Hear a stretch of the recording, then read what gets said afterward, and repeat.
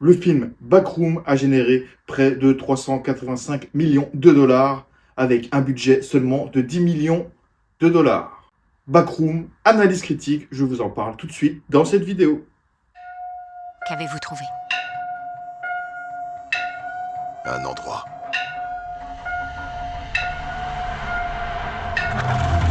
J'ai trouvé un endroit.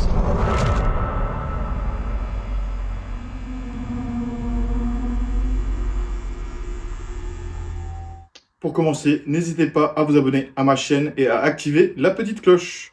Alors, je viens de voir le film Backroom. C'est un film très impressionnant. Alors, les Backrooms, c'est un sujet, c'est une création assez spéciale. Alors, c'est une légende d'Internet qui a nourri les cauchemars de millions de personnes. Ce qui n'était au départ qu'une simple image accompagnée d'un texte inquiétant est devenu un véritable phénomène mondial. Il y a eu bien sûr des courts-métrages, des jeux vidéo et maintenant un film cinéma. Backroom, ça parle de quoi? L'histoire débute lorsqu'une expérience tourne mal en cherchant à ouvrir un passage vers une nouvelle dimension. Les scientifiques découvrent un immense labyrinthe composé de bureaux vides, de couloirs sans fin et de pièces éclairées par une lumière artificielle permanente. Cet univers étrange sera rapidement baptisé les Backrooms. Très vite, plusieurs personnes disparaissent mystérieusement après être entrées en contact avec cette dimension. Parmi elles se trouvent Clark et Marie, deux personnages qui vont tenter de survivre dans cet environnement hostile et effrayant. Alors, faut savoir, hors marketing, Backroom avait un budget de 10 millions de dollars à peu près. Avec toute la promo, on peut rajouter 10 millions. On va dire que le film a coûté 20 millions. Le film en a remporté 385 millions dans le monde. C'est énorme pour A24. Franchement, c'est un succès, d'ailleurs, un des plus gros succès de A24. Il faut savoir que ce studio va sortir également Elden Ring prochainement, mais on va y revenir dans de prochaines vidéos. Donc, Backroom, un véritable succès pour A24. Franchement, le film est plutôt pas mal et j'ai vraiment été bluffé par la réalisation. Vraiment, rien à dire. Le mystère reste assez flou et je crois que c'est voulu par les créateurs. Il avait annoncé dans une interview, ils avaient dit qu'ils voulaient pas trop en dire dans ce premier film. Car oui, il y aura une suite. Ça se trouve, ça va être une saga, on ne sait pas trop, vu le succès du film. Je pense que le 2, dans le 2, ils auront énormément de moyens. Voilà. Mais franchement, big up à A24, gros succès. Dans Backroom, on a deux personnages plutôt importants.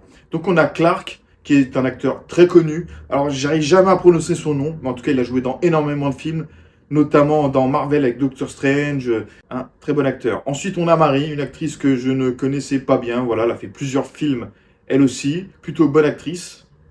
Alors franchement, les décors sont plutôt sympas, j'ai été bluffé, tout simple, ça reste des pièces peintes en jaune, mais franchement, l'horreur y est, le suspense y est, voilà, j'en ai encore des frissons, franchement. Bon, le film ne fait pas énormément peur, mais il nous donne des frissons. Alors attention, spoil les amis, si vous n'avez pas encore vu le film, je vous conseille de regarder la vidéo plus tard. Voilà. Alors, est-ce que Clark est encore en vie? Alors, je pense que c'est une image de lui dans le backroom. Je pense que lui, il est à l'extérieur du backroom parce que j'ai pas tout compris.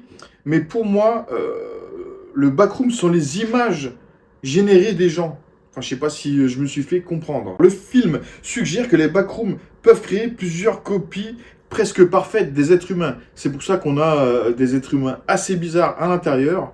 En gros, c'est une copie de nos rêves. Alors, est-ce que le backroom aspire-t-il nos âmes? Je sais pas, c'est assez flou. C'est une grande question dans ce film.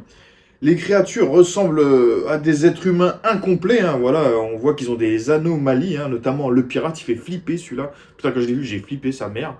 On a l'impression que ça vient du rêve de Clark. Enfin, c'est assez bizarre. On a l'impression que il y a des créatures à l'intérieur et qui veulent imiter les humains. Je sais pas, ils prennent leur apparence, leur forme, on sait pas trop.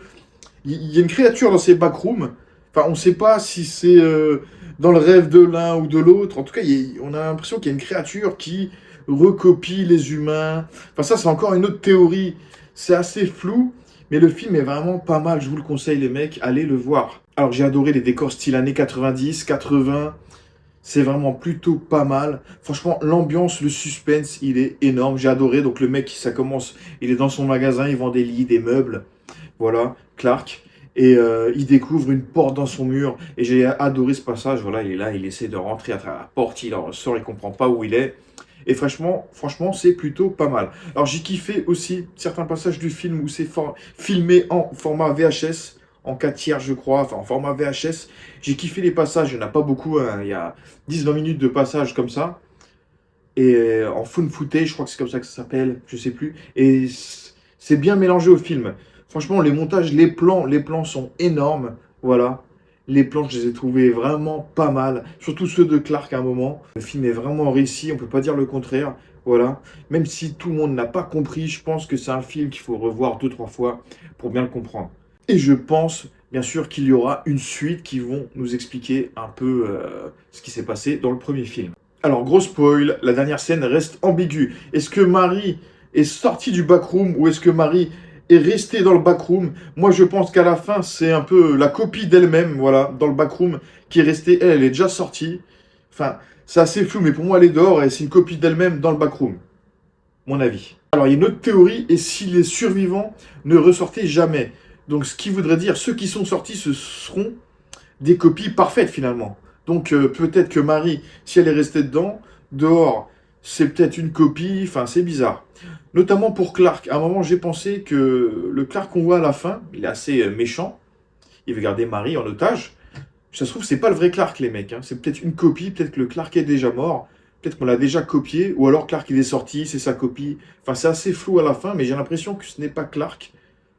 Que Clark est peut-être la bête dès le début, il a pris une forme, je sais pas, il a tiré Marie dans le backroom. Enfin ça, c'est flou. En tout cas, c'est un film que je recommande les mecs.